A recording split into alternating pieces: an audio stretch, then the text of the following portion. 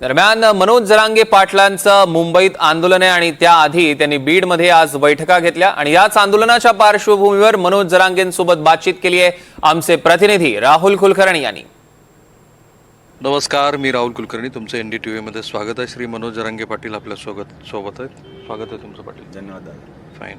आणि ते सणासुदीच्या काळामध्ये मुंबईला निघालेले आहेत। त्यांच्या मागणीचे तपशील तर महाराष्ट्राला जवळपास सगळ्यांनाच माहिती आहे, त्याच्याबद्दल आपण बोलू। 26ला एकत्रित येणार का सगळे लोक? 26ला निघतो, 26ला एकत्र येणार संध्याकाळी, आणि महाराष्ट्रातनं सगळीकडे 27ला निघणार सकाळी 10 वाजता। 55 लाखाचा आकडा जो तुम्ही सांगितला तो कुठला आहे? तिथं बसणार सगळे येणार लोक। ते लय आकडा दांड काय म्हणून माझ्यापर्यंत नाही आला आणखी। पोरांचे काही याद्या झाल्यात तर त्याच्यात तसं आहे की नुसते तिथं बसणारे तितके व्हायला लागले। आम्हाला याच्यासाठी होतं ते विषय बोलता बोलता माझ्याकडून तो गेला। याच्यासाठी होतं की आम्हाला स्वयंसेवक वाढवायला लागतात आणखी, कारण पहिले 60-70 हजार स्वयंसेवक केलेले आहेत आम्ही, तर आम्हाला ते वाढवायचे आहेत आणखी। मग ते संख्येचे हिशोबाने करावं लागेल ना ते वाढवायचे। पुन्हा आज आता संध्याकाळी आम्ही सांगणार आहेत सगळ्यांना की तुम्ही आपल्याला आणखीन एक 60-70 हजार वाढवा, रात्रीतून आज सांगणार आहेत। आता सत्ताधारी असतील किंवा विरोधक असतील, सगळ्या मराठीने तिथे यायचं, यावंच लागतंय ना। आरक्षण काय सत्ताधाऱ्याला लागणार नाही का? असं काही का एखादा आमदार झाला, मंत्री झाला म्हणजे त्याच्या पोराला आता एखादा कार्यकर्ता आहे मंत्र्याचा किंवा सत्ताधाऱ्यांचा कार्यकर्ता किंवा पदाधिकारी, त्याला काय मोफत शिक्षण मिळणार आहे का? किंवा त्याची फीस एखादा नेता भरणार आहे का? त्याला काय नोकरी लागणार आहे का? हे नाहीये, याचं उत्तर नाहीये। तुम्हाला तात्पुरता काम दिलं जाईल, नादी लावलं जाईल, पण पिढ्याना पारचं चंद्रसूर्य आहे तोपर्यंत वाटलं लेकरांच्या आयुष्याचं होणार आहे। त्यामुळे घरी कोणी झोपणार आहे, असं लावलं तर नाही झोपू शकत। 3 कोटीचं काय सांगितलं तुम्ही? 3 कोटी पाठवायला येणार आहेत? हा, मुंबईपर्यंत सगळे वाटा लावायला। म्हणजे तुमच्या बोलण्यात नव्हे, तर राज्य सरकारसाठी ही महत्त्वाची आकडेवारी आहे, म्हणून मी आधी सगळे तपशील समजून घेतो आणि मग मूळ मुद्द्याकडे। पाटलांच्या म्हणण्याप्रमाणे 55 लाख लोक तर प्रत्यक्षात आझाद मैदानात येतील, 3 कोटी लोक हे त्यांना पाठवायला येतील, आणि नांदेडमधनं 2,20,000 टू व्हीलर्स येणार आहेत। ते थांबवायचं सांगतोय आम्ही त्यांना नांदेड आणि हिंगोली जिल्ह्यातून, की आम्ही त्यांना ते थांबवायचं सांगतोय, कारण त्या 2,05,000चा काहीतरी आकडा फिरायला त्यांचा, तर ते काय पोरं गाड्या नीट पळवायच्या नाहीत, त्या धाकासाठी म्हणलं मी त्यांना। काही लोकांनी किराणा वगैरे पण भरून घेतलाय, किराणा घेतला आणि तिथं व्यवस्था केल्यात, काही गेले मुक्कामाला पुढं गेले, पण पाहुण्या रावळ्यास तिथं खोल्या सापडून ठेवल्या, नोकऱ्याला कोण आहेत त्यांना आम्हाला 2-4 दिवस तो आहे राहून मी जायच्या आधीच ते जाऊन बसले। आणि प्रत्यक्ष तिथे मैदानावरती आंदोलन होईल, ते आपणच स्वयंपाक करायचा, आपणच वाढायचं, आपण आपलंच खायचं। सगळ्यांनी स्वयंसेवक स्वतः बनायचं, कोणाला कमी पडलं, एखाद्याला नसन, एखाद्याचं संपलं तर द्यायचं, आणि मागची व्यवस्था करून ठेवली। आयला ना मला बघा सगळं सांगायची वेळ येते, मग ते होतं त्यांना माहिती। काय फरक पडतो? तुम्ही थोडंच भेटा कोणाला? मला असंही कळलं की एकनाथ शिंदे यांच्या आरोग्य विभागाची यंत्रणा पण तुमच्यासाठी काम करते आहे। त्यांची स्वतःची इच्छा आहे की ह्या सगळ्या काळामध्ये जिथे आरोग्यविषयी काही समस्या निर्माण होऊ नये, तर त्यांचा जो ट्रस्ट आहे त्याच्याकडनंही ते मदत करणार आहेत। मला नाही माहित, पण करू शकतो कोणी पण। देवेंद्र फडणवीस साहेब सुद्धा करू शकते, तेही करू शकते, त्यांना काय कोणी हात धरलेत काय? लातूरमध्ये फडणवीसांचं जे भाषण झालं, त्या भाषणात असं म्हणाले की मी सत्तेवरती आहे ह्याचा काही लोकांना खूप वाईट वाटतं, मी खुर्चीवरून जावं ह्यासाठी ते प्रयत्न करतात, काही व्यक्ती पण त्यात, तुम्ही तर त्यात नंबर 1ला दिसतात त्यांना। कसं नाव घ्या ना म्हणा, वरला कसं जर तरला मी बोलू, नाव घ्या ना। त्यासाठी सत्ता दिली काय मराठी? सत्य खेचायसाठी तुम्ही आमचे पोरं खेचायला लागलात, त्यांना दारिद्र्याचा खाईत लोटायला लागलात, हे तुम्ही मान्य करा आधी। तुम्ही आधी हे मान्य करा की तुम्ही गरीबाच्या लेकराने तुमचं काय केलं, कोणाचं वैर असेल तुमचं, राजकीय असेल, एखादं सामाजिक असेल, लेकरा बाळावर कशामुळे बेतायला लागलात तुम्ही? गरीबाच्या लेकरात बदला घ्यायला लागली काय तुम्ही फडणवीस? मग तुम्ही लेकराला द्या ना, नोंदी नाहीत का, बदला नाहीत काय म्हणून याला? जर मी आडमोठा असेल मग मला बोला, मी गॅझेटियर सरकारी दस्तावेज आहे का नाही, द्या उत्तर। पण ते तरी म्हटलं ना, सभागृहात पण म्हटलं, कारण मी होतो त्या अधिवेशनामध्ये, ज्यांच्या नोंदी आहेत त्या सगळ्यांना मिळेल। कुठे मिळाले? नाही मिळाल।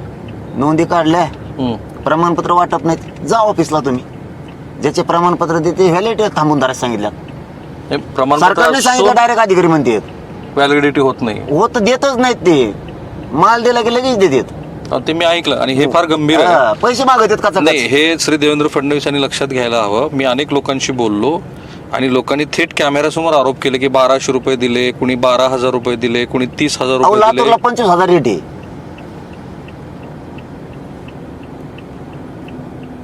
काय करायचं गरिबांनी? रेट लावलेत रेट, आणि ते नाही मागत, खाली ठुलेत ते नसतात का? कोणचे कामगार म्हणते त्याला काय म्हणतात त्याला, ते कोणचे असते तर टेंडरवर भरलेले काय म्हणतात त्याला? कंत्राटी. कंत्राटी, हा. एक बीडला शोधला होता तसा. तुम्ही हा, तर ते पोराला सांगितलं होतं मी काय मी थोबाडीत देत असतो ठेवून गेल्यावर.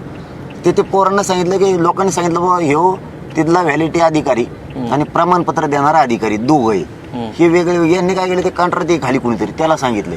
शेतू पण त्याचाच, शेतू पण त्याचाच. मग थोडक्यात असं की सरकारनं केलं हे मध्येच लाचखोर घुसलेत. नाही नाही नाही नाही, याने अशी शाळा केली त्यांनी की त्या शेतू पण त्याचाच आणि तो कंत्राटी भरलेला, तो पैसे घेणार. मी साहेबाकडून करून देतो 1 मिनिटात तुम्हाला, माझ्या इथूनच काढा, माझ्या शेतूनच, आणि पैसे पण लागते साहेबाला द्यावा लागते. पण तुम्ही हे फडणवीसांना का नाही सांगत? आणि ते बोललं तर सांगन ना, ते ताठून बसले तिकडे येडपट घे ऐकत कोणाचं बी. नाही, मराठी आता शाळा आता द्यायची. आता हा इंटरव्ह्यू तर ते बघणारच आहेत. मग तेच माझं म्हणणं नाही, आहे तुमचं त्यांना. असं म्हणणं आहे की तुमचे जे जे प्रश्न आहेत ते तुम्ही चर्चेला तयार आहेत.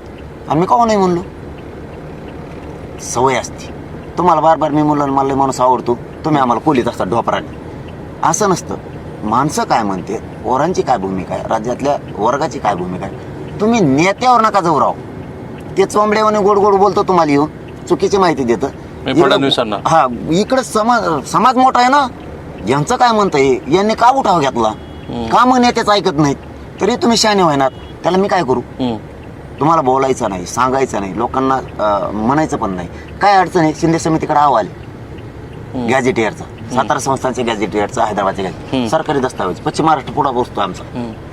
एक तर ते हिनी नाही दिलं 60-70 वर्षे, तुम्हाला आणलं तर तुम्ही देणार. तुम्हाला सत्ता कोणी दिली? तुम्ही मगाशी सांगितलं की मी इथून जावं वाटतंय, जावं वाटत असं मराठीने सत्ता दिली असते. नाही, पण त्यांचं असं मत आहे की मराठीने मतं दिलेलीच नाहीत. नाही असेल ना, त्यांना असं वाटेल कारण त्यांच्या DNA मध्ये ओबीसी आहेत. मंगले शॉकिंग आहे, मंगले शॉकिंग आहे मराठ्यांसाठी. बरं वा, मग तर मराठीने जागा व्हायला पाहिजे राज्यातल्या. आता नेत्यांनी तर एक तर ह्या प्रश्नाचं उत्तर घ्यावं मराठ्यांनी भाजपमधल्या. नाही, पण विधानसभेला तशी तुमची भूमिका नव्हती का की भाजपला मतदान करू नका? मी केव्हा म्हणलो भाजपला करा, असं कधी नाही आघाडीला करू नका, असं कधीच नाही म्हणलं. मी दोघाला नाही म्हणलो, कोणाला करा कोणाला नका करू. मी त्यांना सांगितलंच नाही, मी स्पष्ट बाजूला होतो.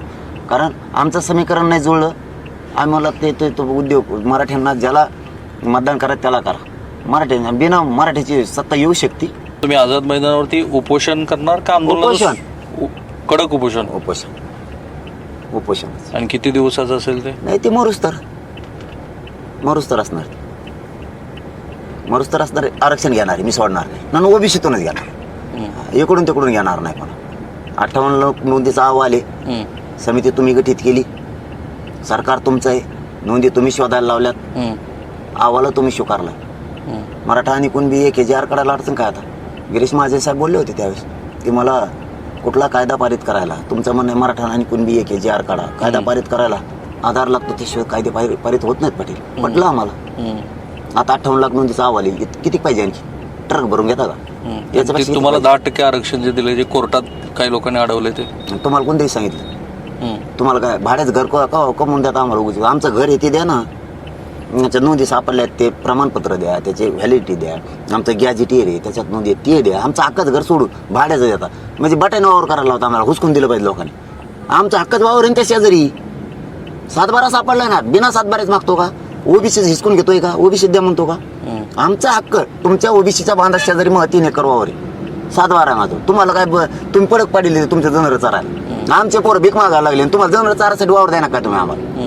आमचा हक्क द्या ना. 7/12 असल्यावर स्वतंत्र नको, तीच हवं तुम्हाला. अरे पण कमवून असून भाड्याचं कमवून. दृष्टीनं मागच्या आंदोलनापेक्षा हे आंदोलन थोडंसं वेगळं आहे, कारण ते पूर्वानुभवातनं शिकलेले आहेत. मला वाटतं तुमची फसवणूक झाली नवी मुंबईत, अशी आता तुमची धारणा आहे. 6 महिन्याच्या नंतर झाली, तोपर्यंत आम्हाला वाटलं होतं अंमलबजावणी करतील, केली नाही. ठीक आहे. त्यामुळं ह्या सगळ्या प्रश्नाकडे सरकार सुद्धा गांभीर्यानं बघतंय असं दिसतंय, कारण मंत्री समितीची पुन्हा पुनर्रचना झालेली आहे. श्री राधाकृष्ण विखे पाटील हे त्या समितीच्या अध्यक्षपदी आलेत आणि कायदा आणि सुव्यवस्थेचा प्रश्न बिकट होऊ शकतो असं होम मिनिस्टरला वाटत असावं, कारण सणासुदीचे दिवस आहेत. हा सगळा जथ्था तुम्ही पुण्यातनं तर जात नाही, बाजूनं जात आहे पुण्याच्या.